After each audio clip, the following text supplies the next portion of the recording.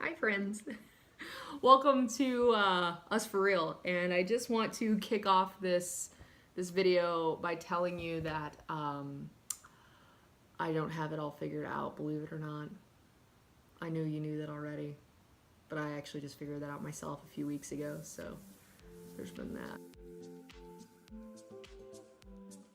I want to talk to you today about something that has been going on, and really more than anything to tell you that number one, I'm not a finished product, and number two, I want to talk to you about what I've learned over this past period of time.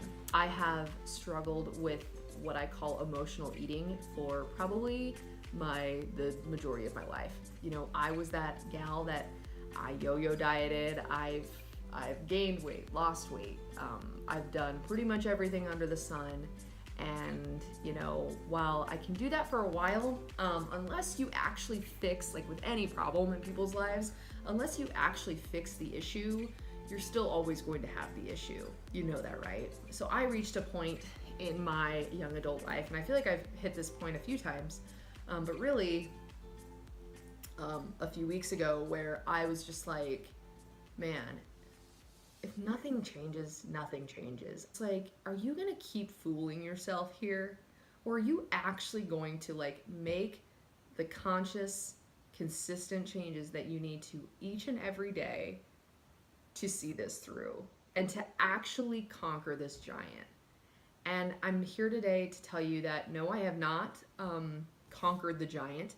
I feel as though I am well on my way to. It sounds totally pathetic. If you're someone that you've never dealt with emotional eating, it is so hard to explain to a non-emotional eater emotional eating because you just feel like a total, just weak ass, pardon my French.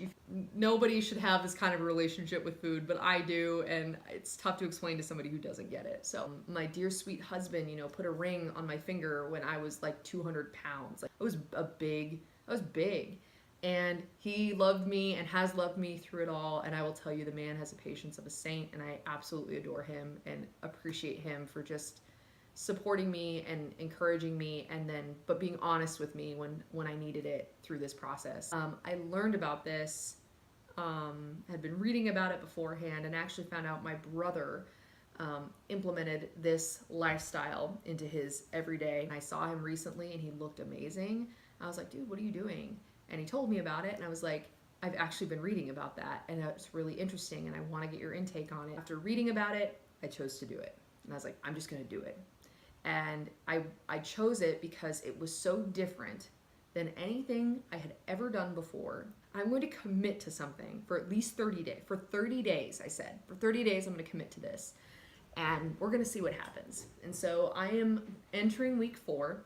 And so this isn't a progress update. This isn't to tell you, you know, how much I've lost or whatever, but I implemented the ketogenic meal plan or lifestyle into my life. And what I have seen over the last almost 4 weeks has totally blown me away. I think because it was so different, I was excited about it, and I had to force myself through it when I didn't want to. And I'll tell you, I was tested on day 1. But in the last 3 weeks, almost 4 weeks now, I have seen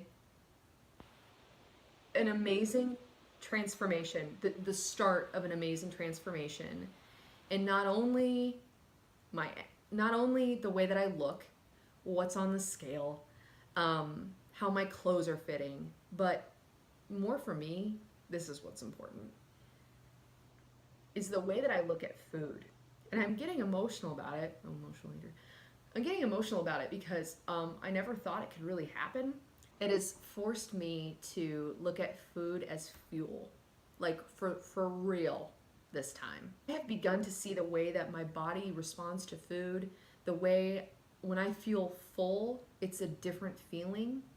When I have hunger come on, it's a totally different hunger. It's not this ravenous hunger like where I get hangry. You ever have that? And you just have to eat something. It's so different now. And I don't know. I have slowly started seeing the way I think about food change. I'm not saying I'm cured. I'm not saying that my relationship with food is forever fixed because I was tested on my way home. But I'm able to now, I feel like now I'm able to stop and understand where it's coming from. Like, I really force myself to get real with, why do I feel this way about food? Where is the unhealthy relationship with food coming from? And most of the time it's from being uncomfortable. I don't like to be uncomfortable. I like to be comfortable all the time, like all the time. I love to just be happy and whatever, and if that means eating food, then cool. It's a dogfight for me right now. And by me not being so focused on food, I've actually been able to focus on other things like my marriage, 3LE, my job, the things that tend to kind of get the back seat when I'm focused on food, which sounds very sad, but is very true. So I just want to encourage you. Again, I'm not here to tell you what I've lost and whatever. I will do that update at another time. I just don't feel like it's time to let you know that. Everyone's got a journey and it just takes time. And so I just want to encourage you that if you're out there and you are struggling with, whether it's with your weight or it's how you feel, how you look, maybe it is, deeper, and it is your relationship with food. I just want to encourage you that it is possible. But you just have to choose something that's right for you, and don't overthink it, and you have got to be consistent, because at the end of the day, you can't lie to yourself, because your progress is going to speak for itself. I was the girl that lied to myself day in and day out after I made every excuse in the book, and would always give myself the exception. Every day was an exception, by the way, typically for me. And I never made it, and I never got anywhere. I'm just here I want to encourage you, if you're out there, that it is so possible. You just got to find what's right for you. So if you are interested in keto, I will link some really helpful sites or just different people that I kind of pulled up and listened to. And actually some of these came from my brother. So Derek, thank you. You're awesome. He was really helpful in the process and answered a ton of questions for me too, because my brother is a genius in a lot of ways. He's one of those guys who will like take something and learn it in and out. He's awesome. I'm so proud to be his older sister. And I'm really proud of what he's done, because he himself, I know, was in a very similar boat than I was, and he just made the decision to do it. And it's just been about consistency with him, and it's about consistency in anything in life. If you're trying to reach a goal, you got to know what you got to do. You got to know your game plan, and you got to go and do it each and every day, day in and day out. Because if you don't, you're never going to get there. That being said, I'm going to go because it's Friday and my husband will be home soon. And yeah, so if you loved this video, please give it a thumbs up. Just would love to know if you like seeing this kind of thing, if you like these updates, if you're like, Freaker, I don't really care and I don't want to hear about your life. That's fine too. Don't watch the video. Anyway, I'll see you guys later. Bye.